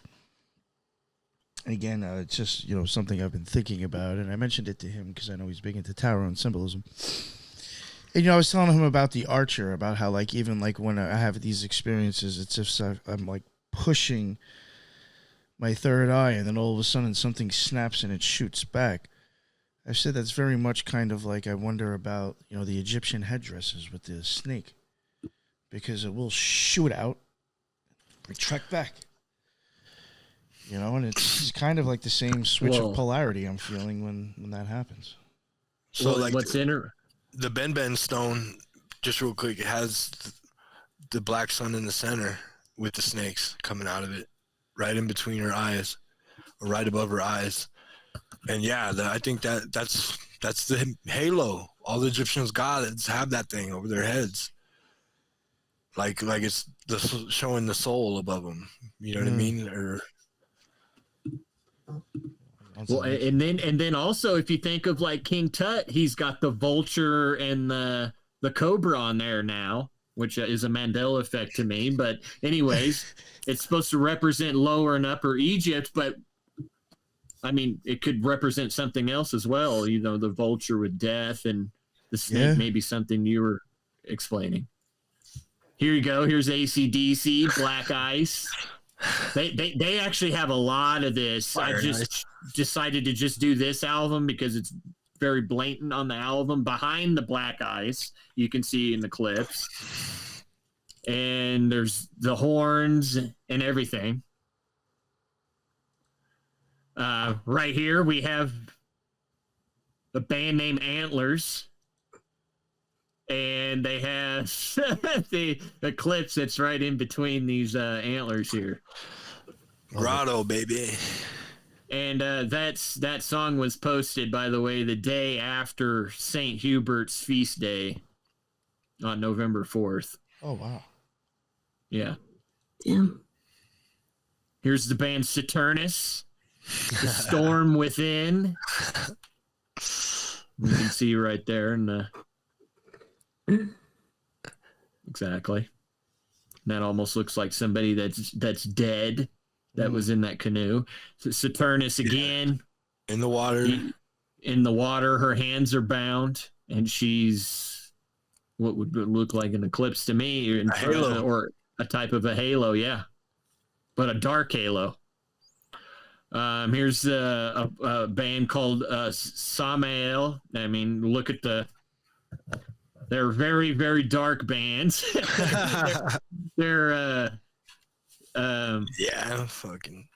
There's such tracks as Heliopolis and several other things on there. You're on your way to Heliopolis when you're doing the initiations in the OTO. Yeah, they have a song called Moongate, As the Sun, Oriental Dawn, Door of Celestial Peace. Those are just examples. Another one. So a few album covers with this stuff. And then actually this ties into one of Mike's things he showed earlier, that bird that was like the peacock. Oh yeah. If you looked on its neck, it had Asoth on it. Oh yeah. Well, that is the Asoth symbol right there. Oh wow. The solar soul. This band is called Death SS. It's also Steve Sylvester. They're really into like Crowley and Thelema stuff. They have songs about, okay, this was very interesting. So this was part of some of the magical stuff that was happening with me. Okay, so we had a horrible snowstorm here. So I was going on, I went on to the news site to like look at some of the weather, and I scrolled down to the bottom, and they have like events going on, and one of the events had this picture on the left, and I'm like, wow, look at that. I'm like, that's very interesting. That it has an eclipse. Looks like an eclipse to me, right in the center there. Oh yeah. And then you got the dove for the Holy Spirit. And the other one. And to me, what that's representing, from when I've been doing a lot of reading and stuff on this after I started, that I believe that my personal opinion. So when in the Bible, when God's talking, well, let there be light. Well, before creation, there was just darkness. I think that's kind of what that's representing. Yeah. When you said that to me, I was like, "Oh, that is kind of wild," because, like, I don't know, that's how it happens. It's complete darkness, and then there's this little pin dot of light. And then in the one on the right, you have a dove flying out of it. In my opinion, that's what it looks like. Yeah, the Holy Spirit. Or is that representing the same thing, like Jesus coming back out of hell? Or the abyss, or whatever. I was watching a random video on Tartarian Nights, and I just noticed that was on the floor of some cathedral. couldn't tell you what cathedral. More examples here. Now, the one on the right I found really incredible. Yeah, that one for sure is an eclipse. It's the portal, man. Coming through the portal. It's the way in, the way out. All right, go back for a second. Now, I'd like to read a particular scripture I found very interesting, or a few. I got to cover a couple things. Okay, so what got me into this? I was thinking, I kept hearing songs where they kept talking about Psalms 23, where the Valley of the Shadow of Death. I'm like, Valley of the Shadow of Death. What is this? I need to do more research on that. So when you look into it, there's actually a word in Hebrew, and it's called Salmaway, or Salmaveh, or Salmawet, and it translates to death shadow, deep darkness, shadow of death. So then I was like, and it also means, like I was saying earlier, it represents the darkness of before creation. So it's the Hebrew, there's several terms for darkness. Well, that term is the strongest term for darkness. So then I was like, okay, where else? So then I started to think of Job. And I want to read an interesting part in Job where God, or the Lord, is speaking back to Job. And this is Job 38. Now I'm going to start a little bit before. Okay, so right here it says, so 38:8, who shut up the sea behind doors when it burst forth from the womb, when I made the clouds its garment and wrapped it in thick darkness, when I fixed limits for it and set its doors and bars in place, when I said, this far may come and no farther, here is where your proud waves halt.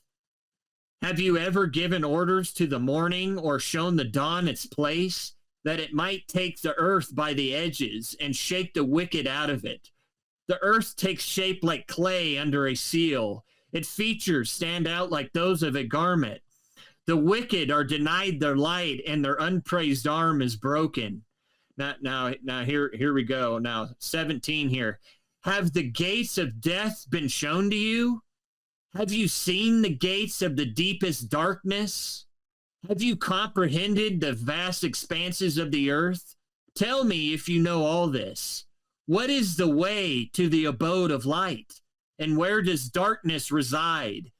Can you take them to their places? Do you know the paths to their dwellings? Surely you know, for you were already born. You have lived so many years. I like that one. Some dark stuff. Yeah, and I want to read just 17 again. So again, have the gates of death been shown to you? Have you seen the gates of the deepest darkness? Have you comprehended the vast expanses of the earth? Tell me if you know all this. And then again, right here, what is the way to the abode of light? And where does darkness reside? Can you take them to their places? Do you know the paths to their dwellings? Surely you know, for you were already born. Now, in a way, is that also, it could be talking about a rebirth in a way as well. No, I think you're onto something with that, with the darkness and the light. Because you remember how me and you were even saying, well, from my experience, I think it was me who said it, not you. For me, when that light shows up, it's almost as if I can feel that there's actually a distance too, or it almost feels like there's becomes depth. It's very weird. I don't know how to explain it, but it almost seems like there's depth to looking at something with your eyes closed. but to me, I feel there's a clear God is speaking of these these places, and it's also showing how complex this place really is, and we really don't know shit. Yeah. Put it that way. That's basically what he's saying, I think. Yeah. And then here's the evil eye symbol, and this is also very similar to the alchemical symbol for the sun. Yeah. The black dot in the center with the circle. And then Mike had showed me a compass for that grotto guy earlier with the little antlers and stuff. And it showed a grotto guy in the center where what looks like a black sun on that compass. And I think I used that compass for some episode we did like a year or two ago. And I was going through my phone. I was like, oh, perfect. I'll use that one. It looks like the Ancient Order of Free Gardeners. Did I show you that? You did show me that, yeah. I found this interesting. So Yu-Gi-Oh! When I was a kid, I used to collect all these cards and everything. Well, the back to me is very interesting, and you're also like summoning different creatures and animals and stuff with and then if you look into it, there's actually an episode where they have a unicursal hexagram with Enochian letters around it. Wow. Okay, so back to some of the weird stuff that was happening to me. Cigarette burn is wild. Me and Nick had talked about some movie or something. Yeah, I'll be he was covering telling me how they would put cigarette burns on the corners of movies to know when to change the reel. And I had never heard of it before. Never heard of it. So here's an example of it. There's a movie with a cigarette burn. Which looks like an eclipse. So now think about this, though, which I find weird. I wish I had downloaded it. I probably could have used it. It's not fully finished, but there's an image that I have Mario making for me. And I have explained in all those little episodes that I mentioned that I did on other people's shows that at some point within this eclipse, it starts to look like almost like either movie reels or as if like trains or subway carts are going by and you were looking in through like the windows and you just saw the windows. So like my vision even has like an eclipse or very much like a cigarette burn like that with film coming out of it. But now they're using eclipses on film. It's just like, yo, this is way too weird. I don't know. I think it is weird. What's even weirder, we had a conversation before all this. So go to the next slide, please. This is bugged out. Okay, so I'm sitting down. This is my TV. I'm sitting down. I'm about to go upstairs and play games with my little brother. All of a sudden, that pops up right on the corner. As soon as I stand up to go upstairs. And I was like, did I just see that? And mind you, this was after I had talked to Nick about. He was telling me that's kind of. We the were same still thing texting, and you sent me this. You were like, "Yo, this just happened right now." You were sending me pictures just like this.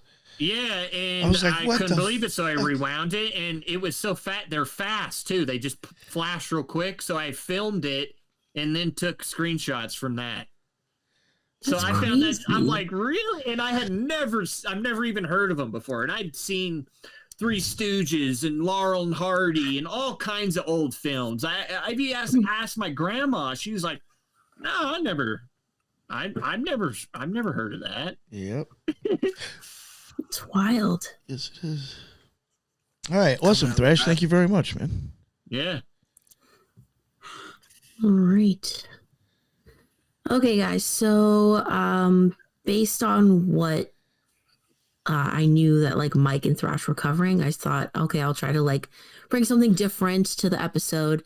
So like I personally am really into like electronic music, and by default of instructing Zumba for like 6 years or whatever, I'm familiar with a lot of Latin music. So weirdly enough, there is some like popular Latin artists that I have seen like weird symbolism for, as well as like in the electronic space. So there's just some stuff that I came across and brought to the episode. So everybody knows who Tiesto is, I hope, the DJ, right? At least heard of, right?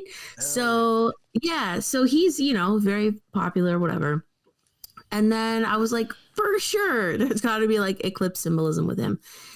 So weirdly enough, like when I was researching, according to AI, this Eclipse song is by Alex Tiesto from like 2016. And I was like, is that the same guy? I listened to the song. It totally sounds like it could be a Tiesto track. So I included it. I don't know if it's the same person, but That's it him. That's him on the picture, like to the left. That's who he actually is. Alex Tiesto, I've never heard him go by that name, but I thought it was interesting that it was like a trance track called Eclipse anyway. And there's a lot that are called that. But weird, this past year, during the lunar eclipse in 2024, Tiesto organized and headlined a festival that he called the Eclipse Festival for celebrating the Year of the Dragon. So basically, I'll just read the little blurb from the website. It says, the Year of the Dragon is almost upon us, and lunar eclipse is coming to ensure you start off the year right with a first of its kind 3-week electronic dance music experience at the Brooklyn Hangar in celebration of Lunar New Year from February 2nd to 18th. So part of the lineup that participated was obviously Tiesto, Alesso, Rez, Zed, and Knock 2 might be like some names that people know, which I thought was really weird. Right? It's like, what the fuck? That's way too long for electronic music, and I'm a fan. Yeah, of in that three weeks, like that's a long time God. That's crazy. to have a festival. 24 hours. So is too long. Rez, her whole thing, hypnotize. Yes. All mind control imagery. And she wears those goggles. Oh yeah. Right? Like she looks like, if people have seen The Incredibles, like Screenslaver. You guys have seen that kids movie? There's a character who does mind control, and she has like these eyes that like circularly rotate. Yeah, it's pretty bugged out. Yeah. Well, I've even said that comes out of when are the glasses like black with those lines on them. Because I've said like stuff does spiral out of the eclipse. So I follow Rez. Rez is totally occult and into magic. So when Elon Musk's rocket was coming down, she had a post saying, "Look, it's my left eye blasting off," and it showed it like two. It showed one without the flames and one with the flames on the left. Yo, I've even totally magic. I've even said if you were to go look at sometime his launch screens, it looks just like what a cornea does. Looks under a electromagnetic microscope.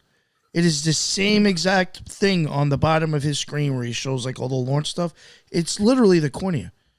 It's fucking insane. You know what I just thought of? Random, and I don't want to get off on a tangent though, but let's just say, remember Floyd? Look at how our profile pictures are circles and how everybody had them like all black. Oh yeah. And remember, it died death. Damn. You know something I wanted to mention too, since you mentioned this Eclipse Festival. I know Thresh found that the Grateful Dead played Dark Star or something on a day within Eclipse, and Ozzy Osbourne did Bark at the Moon for the 2017 Eclipse. He performed that song during the eclipse. So there's something up with these bands too, playing during eclipses. Yeah. This I randomly came across. I've literally never heard of it before, but there is an Eclipse electronic dance music festival that's held in Quebec every 2 years, with the exception of 2017, because of course there was like the major solar eclipse that happened. But yeah, so it does seem to give the vibe of like a Burning Man type of festival, but like on a smaller scale, I assume. Very new agey yogi vibes. It says in the description, it features a symbiosis of dance, open philosophies, performance art, human and spiritual experiences. So yeah, you can imagine what that's about. Okay, this is like the most blatant, I think, example that I came across, but Swedish House Mafia. If anybody knows who they are, there's a brief description here. So Swedish House Mafia is a Swedish house supergroup, which consists of 3 DJs, Axwell, Steve Angelo, and Sebastian Ingrosso. They officially formed as a group in 2008. Prior to 2018, their logo did not look like this at all. And then they actually broke up for a few years. So they like really brought progressive house into the mainstream in like the 2010s. A lot of people might know like Avicii, that sort of sound, making it like more mainstream or whatever. But yeah, so they broke up for a few years and then they came back in 2018 and changed their logo to the top left image, the 3 dots. And that's what they would call themselves sometimes, the 3 dots. And then they had a big album come out not too long ago, I think maybe like 2022-ish, called Paradise Again. And it's the album art is the image on the right with the literally like 3 eclipses. And it's actually a really good album. The hit song that you guys might have heard on the radio was Heaven Takes You Home, which I thought was appropriate if we're talking about crossing the abyss. So yeah, I thought that was... Which door are you choosing? Right? 1, 2, or Left, 3. right, or middle? Center. Yeah. Right? Right. I'll go right. And this I just thought was interesting. So a new song of theirs that I really liked, it's called Lioness. It's from this year. And randomly came across the music video when I was researching. And it totally features this portal image, as you can see at the top of the screen. And then there's all these like very Dune-like figures. What is the female magical society in Dune? The Bene Gesserit or whatever they're called. Yeah, it's all these women that look like Ladies. Yeah, they're all in like dark and white robes and they look like warrior women or whatever. Anyways, and then yeah, this halo like portal eclipse thing opens in the sky and that little dot like in the middle of the eclipse there or portal, and there's another portal in the video. I think it's actually made up of swords. Yeah. There. They're like they're lionesses, you know, in the video. That's not. Yeah, so in the middle of that portal is this flying winged stag. And I was like, when I saw Mike's slides, I was like, what are the chances with that guy with the antlers coming out? And then Thrash, you're saying about the St. Hubert connection. So I'm like, what the heck is this winged stag? Like, it must be some chimera, like mythical You creature. don't realize how mind-blowing this and the previous slide are. Right? Yeah. Okay. No, So- you don't even know. Oh, I don't I'm know. not even Okay. going to go into it because I don't want everybody to know. Okay. We'll talk after. Like I said, this has been some magical shit. I'll tell you that much. That dude looks like it has some turkey wings on it, dude. Yo, right? So this creature, I just thought I'd include it because of like the previous connections. So this creature is called a periton? Periton? I don't know how you say it. I'm going to call it a periton. So the periton is a mythological hybrid animal combining the physical features of a stag and a bird. The periton was first named by Jorge Luis Borges in his 1957 Book of Imaginary Beings, using the fictional device of a supposedly long-lost medieval manuscript. The periton is said to have the head, neck, 4 legs, and antlers of a stag, combined with the plumage, wings, and hindquarters of a large bird, although some interpretations portray the periton as a deer in all but coloration and bird's wings. According to Borges, peritons lived in Atlantis until an earthquake destroyed the civilization and the creatures escaped by flight. A periton casts the shadow of a man until it kills one during its lifetime, at which time it starts to cast its own shadow. A Sibyl once prophesied that the peritons would lead to the downfall of Rome, which I thought was super weird. Why Swedish House Mafia, this random EDM group, would put a periton in their like female empowerment music video. And then we have like Megapolis just came out, which also has to do with the fall of Rome. And I always equate the fall of Rome to like the fall of America because both republics. And I'm just like, this is weird to me.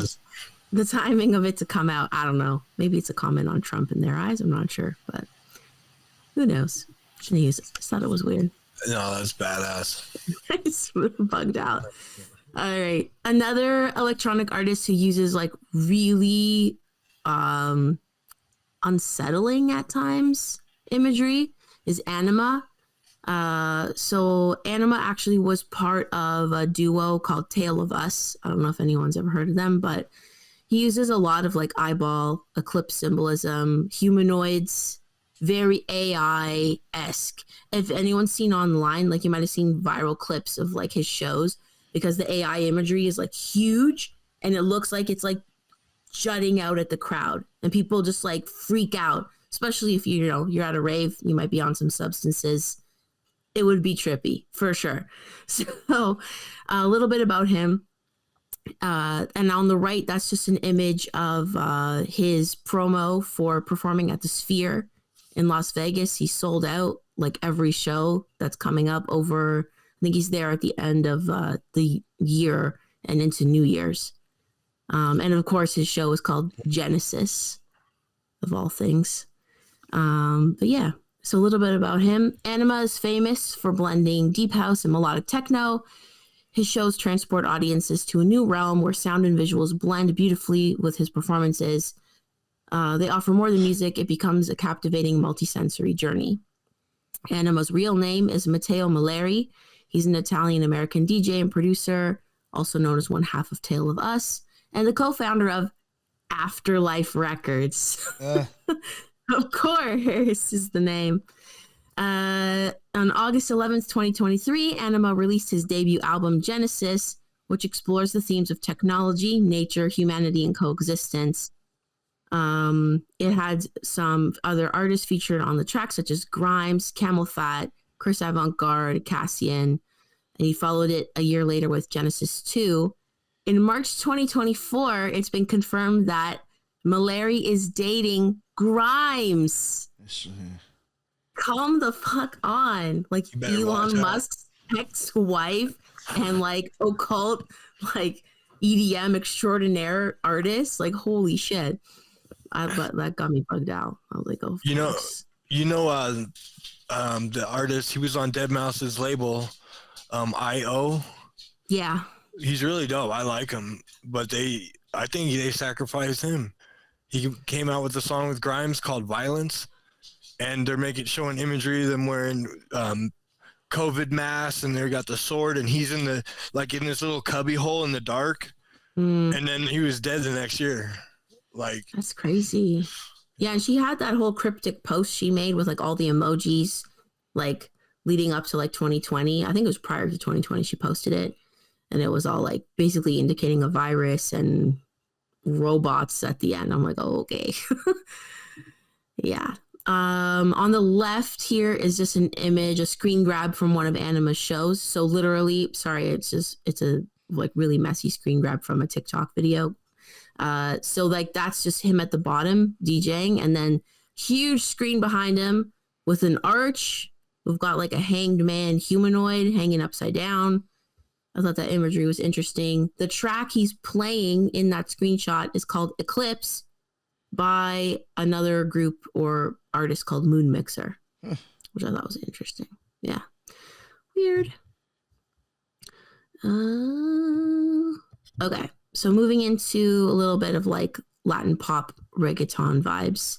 So a huge artist, I'm sure you guys maybe have at least heard of him, called Bad Bunny.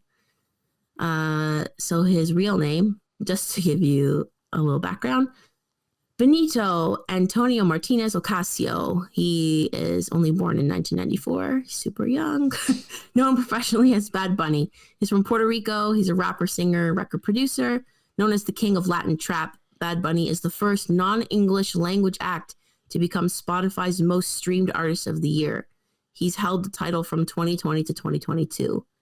He holds the second biggest streaming year of any artist in Spotify history, generating over 18.5 billion streams in 2022.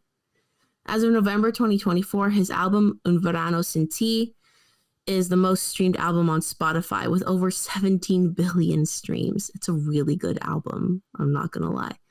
Every track is pretty good.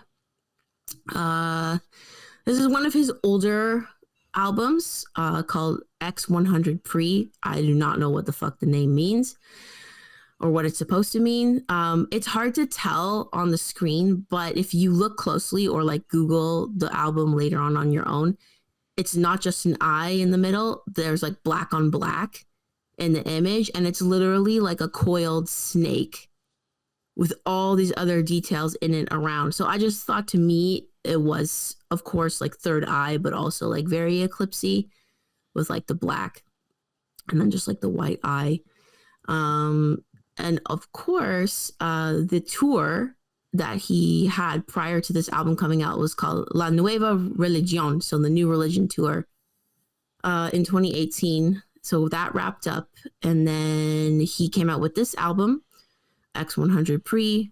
The cover was designed by Sergio Vasquez, which inadvertently, apparently, gave Bad Bunny the idea for using the third eye in many of his future shows, and he is like all about it now. In 2020, this album was voted one of Rolling Stone's 500 greatest albums of all time. Don't sleep on Bad Bunny, yo. Okay, and these are just some visuals from his shows. So I was reading one of his more recent tours. A lot of the imagery was inspired by the movie Roger Rabbit from like 1988. Very cartoony, very like inanimate objects coming to life sort of thing. So here we have like a lunar image with like the ring around it. So very eclipsy. Yeah, like the Looney Tunes. Yeah, very Looney Tunes. And yeah, he is literally obsessed with like the eye, the eclipse, like portal imagery.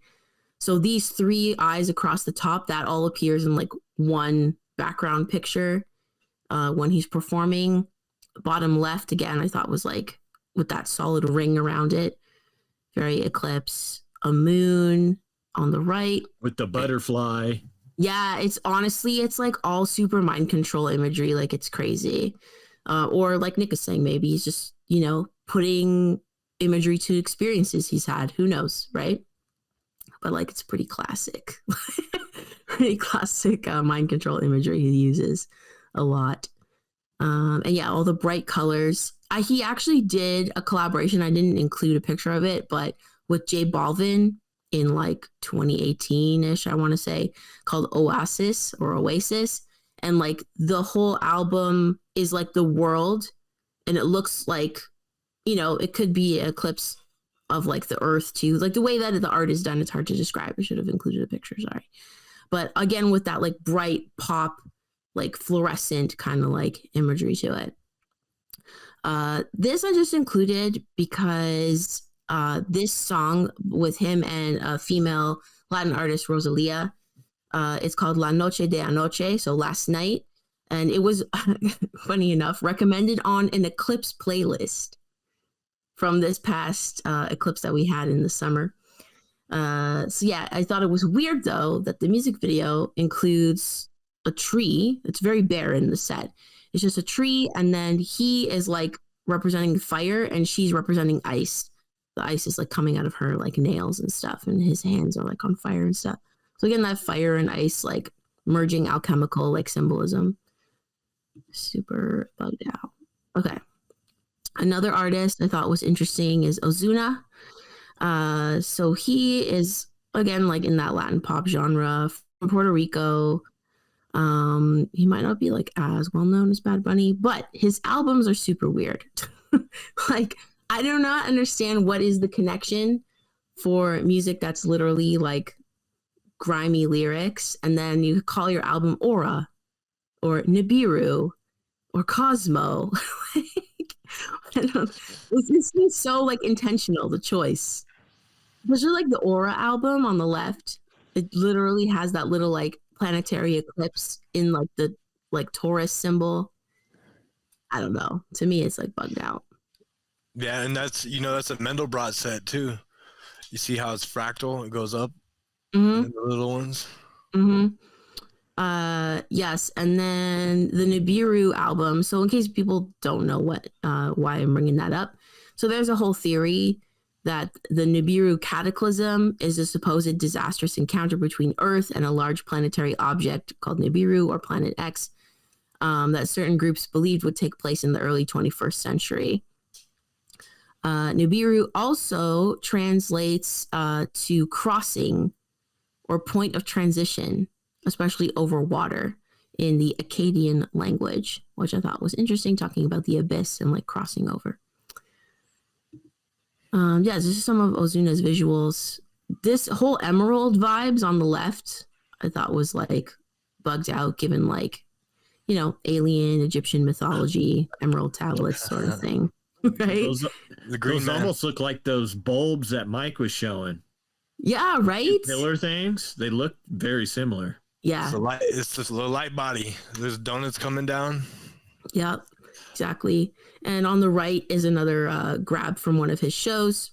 Very Portal-esque, Eclipse-esque with the red, which I thought was interesting given what Mike was describing earlier in the show, like the different progression of colors.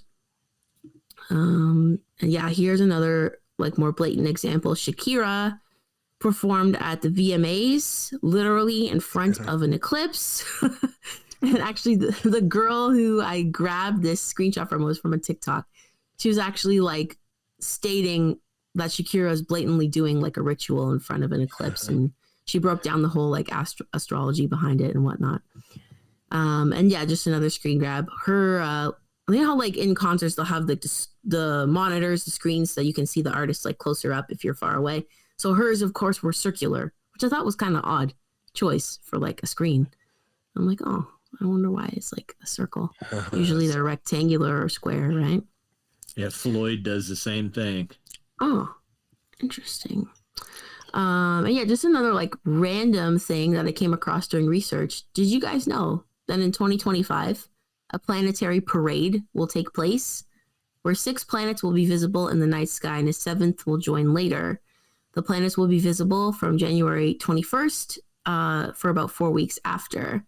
So it'll be Venus, Mars, Jupiter, Saturn, Neptune, and Uranus. Mercury is expected to join a little bit later for a rare 7-planet alignment, which I thought was interesting. And just to end it off, another synchronous thing I came across when I was researching. I saw this little Instagram reel talking about the spirit coming in at like the moment of conception.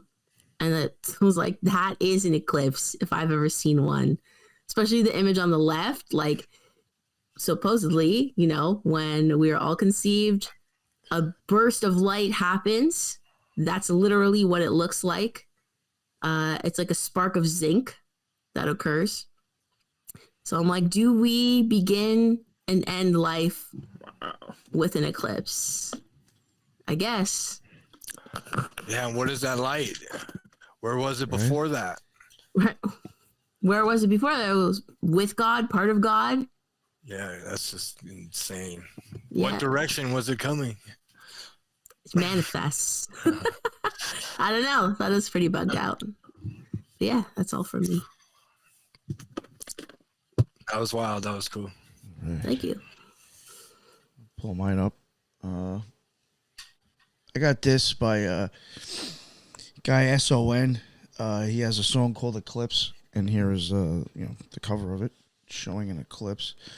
I did want to read some lyrics from it. It says, "It's time to make the decision, align or make the incision. The spilled blood will bring forth an eclipse. I have said myself," and again, I could be wrong, and could be. I'm not trying to church this guy's stuff up or anything, but in the back of your eyeball, there is blood back there, and that's where the optic nerve is, and that's what I'm saying. I think is where you're seeing this eclipse.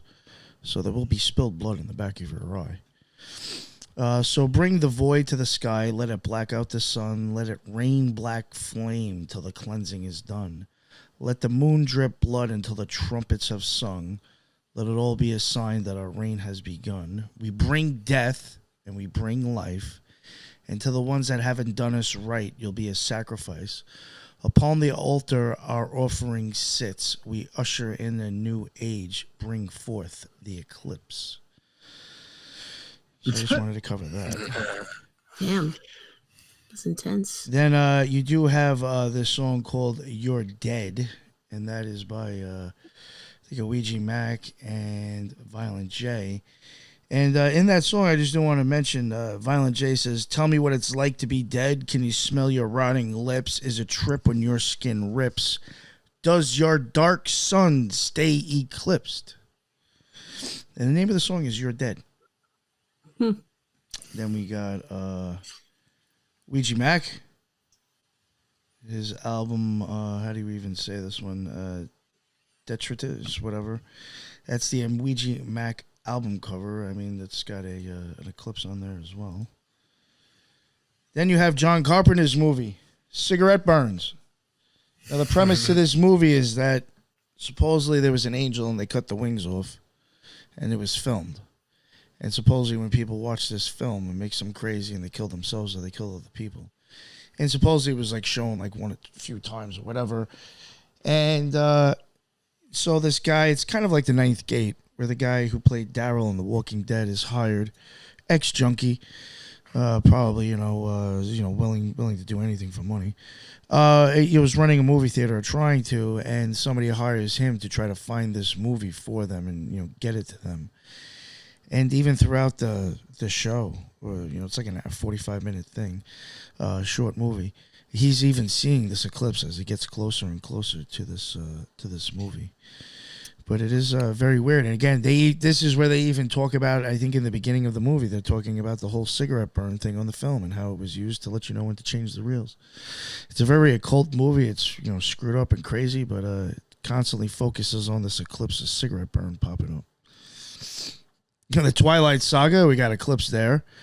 And I have even said before, if you think about both your eyes, again, those things, they look like talons or they look like fangs in the back of your eyes going into blood. If you looked at both your eyes, the optic nerves look like fangs going into blood. That's where I do think you get vampires from. And again, you go through a change. When you have that experience, you get bit, what happens? You go through a change. You're not the same person anymore. Black Star, Black Star, whatever it is by Bowie. Probably screwing that up. Dark Star, Black Star, whatever it is. It was right at the beginning, an eclipse. Pink Floyd, Pulse album, an eclipse. Pink Floyd's stage. Looks like half an eyeball, an eclipse right there. Again, kind of an eclipse. That one. Testament looks a lot like that thing that we was looking at before. An Eclipse, another metal band, and that was off the album The Ritual. Yeah, The Ritual. Yeah. And The Shadow of the Moon, Total Solar Eclipse, August 21st, 2018. Yeah, and they have like stickers for like all kinds of different states, I think. And again, even the roses with like the Grateful an Dead event or something. I even think the roses with the Grateful Dead is the same exact reason I use roses on my logo. And even the Arcornia is very much like a turtle shell. Oh, that's weird. This one The looks like an turtles. eclipse in the eye. In a sense, I mean, it could just be an eye. But total April 8th, 2024. The original Dark Store during the eclipse. Steal Your Face. Kind of looks like an eclipse there, or even like an eyeball. This is my logo. An eclipse with roses around it. Nice. And then I've made this one. See, now this is I'm going to just play devil's advocate here. Before we were saying that these symbols that people are using is for mind control or possibly horrible things. But yet, if you didn't know me, what would you assume with my art right here? That I'm probably a fucked up person, aren't I? But I'm not. It's just to express an experience that I had that you haven't had, so you don't understand it. Doesn't mean I'm a horrible person or there's MK Ultra being involved. I'm just expressing experiences and visions I've seen. Just something, I'm not trying to pick on anybody, but I just want to put that out there. You know, even this. I mean, this to me is the optic nerve, and it's going back up. It's part of the optic nerve. You know, and in the back of your eye, you got rods that are black and white. That's why I have the checkerboard floor. You know, this one, Scorpion, it's associated with death. Again, that retraction, like I was talking about with the polarity. Checkerboard floor again because of the cones in the back of your eye. And the eclipse that I assume is what's happening when you're going up your optic nerve. So, some of the, telling on myself with my own imagery. So, yeah, that's what I got for this topic of the symbolism. I knew that Mike and Thrash had a bunch of stuff, so I wasn't going to go too on. And again, I think it's just, it's really easy. I would suggest people to please, pay attention. I've noticed myself tons of times I've watched occult movies, you'll see eclipse paintings in the background. Some reason there's an eclipse popping up somewhere. Pay attention and look out for those eclipses because I do think that is one of the more deeper occult symbols, and people don't even realize it. Because again, I think it's an experience you have to have and a vision you have to see. So, yeah, that's what I got for the eclipses. I don't know if there's anything Teresa, Mike, or Thresh want to throw in there. Well, I wanted to say, I left out tons of stuff. So I had tons of bands and. Oh, yeah, you did, actually. From the amount of stuff you sent me, you did leave out a lot, actually.